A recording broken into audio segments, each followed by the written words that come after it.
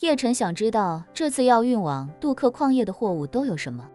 李亚林立刻便用法语询问那名负责人，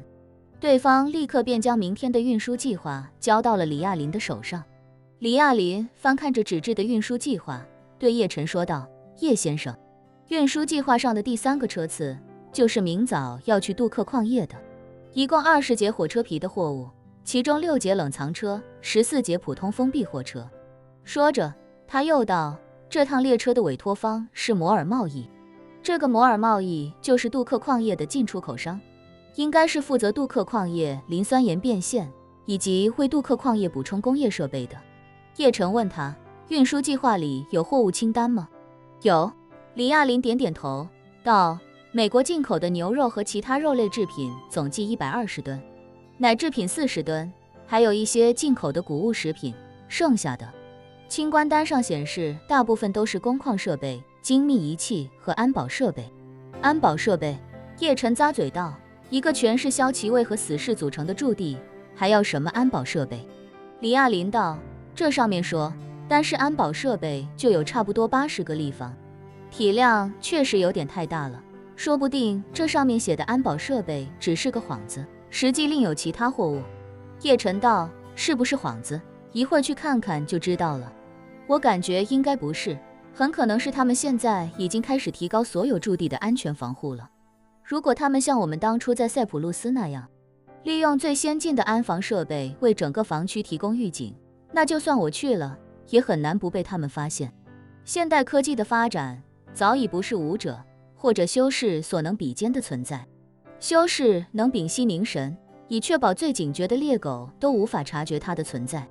但是在热成像和生命探测仪的面前，再怎么屏息凝神也是徒劳。而且这样的技术装备在民用市场随时都能买到。上次在塞浦路斯把建功博一波带走，除了近防炮不太好买之外，剩下的基本都是花钱就能合法购买的装备。一旦破青会也意识到这个问题，不再拖大，那他们很可能也会有样学样，用高科技来保护自己，甚至武装自己。说不定杜克矿业也会搭建起让人无处藏身的监控系统，万一他们也有近防炮或者类似的武器装备，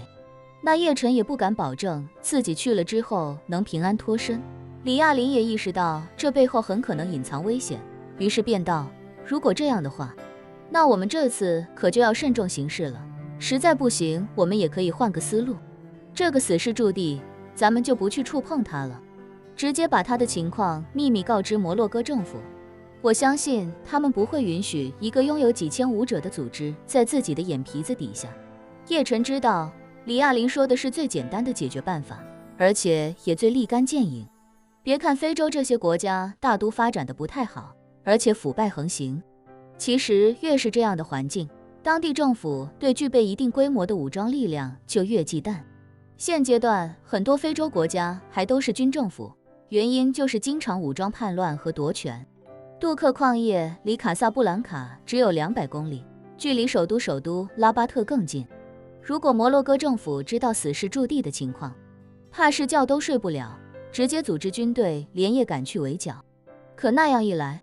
叶晨就要面对在北极圈时与林婉儿讨论过的问题，为了找吴飞燕寻仇，有必要间接甚至直接害死几万名死士和他们的家人吗？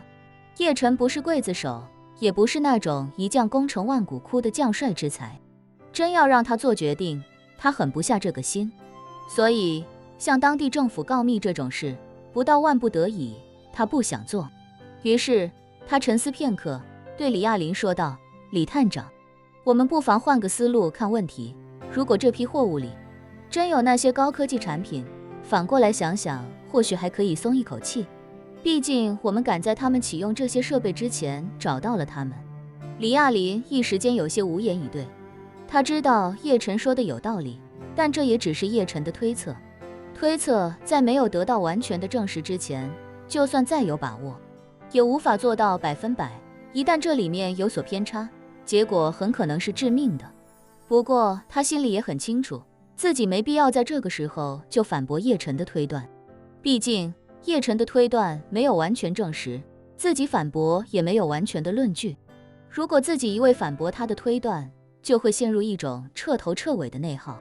现阶段，既然叶晨已经提出了一个推断的观点，那自己要做的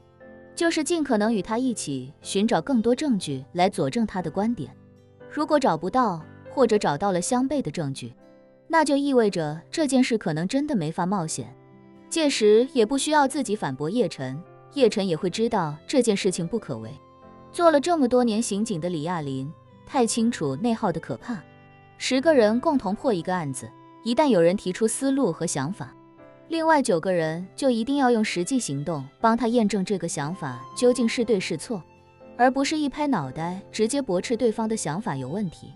一旦进入不经论证就相互驳斥的状态，这个团队也就彻底废了。于是他出于强烈的团队意识，对叶晨说道：叶先生的想法有道理，我们晚上想办法弄清楚这些设备到底都有什么。如果真是一整套的解决方案，那杜克矿业现阶段大概率还没安装高科技的安防设备，但如果只是一整套解决方案里的一部分，或者是部分可以升级增强的设备，那他们可能已经具备了一定的基础，这样的话就需要慎重考虑了。叶晨点头说道：没错，如果我们弄清楚设备的供应商，或许还可以让 AI 想办法查证摩尔贸易与这些供应商之间的合作往来。如果在这批货之前已经有了合作，那我们也要更加小心，实在不行就只能放弃。李亚林立刻说道：让 AI 模型黑进一个国家的海关数据可能有点难度，而且有被反向追踪的风险，但是让它黑掉一个民营企业的内部销售系统应该很简单。只要我们能确定设备的供应商， AI 应该可以查出对方与摩尔贸易的往来。就在这时，负责人办公室桌面的手台忽然收到一段语音。李亚林听懂了他们交流的内容，对叶晨说道：叶先生，最后一趟列车5分钟后就要进站了，就是杜克矿业来的那一列。好，叶晨指着那负责人对李亚林说道：让他现在就带我们过去。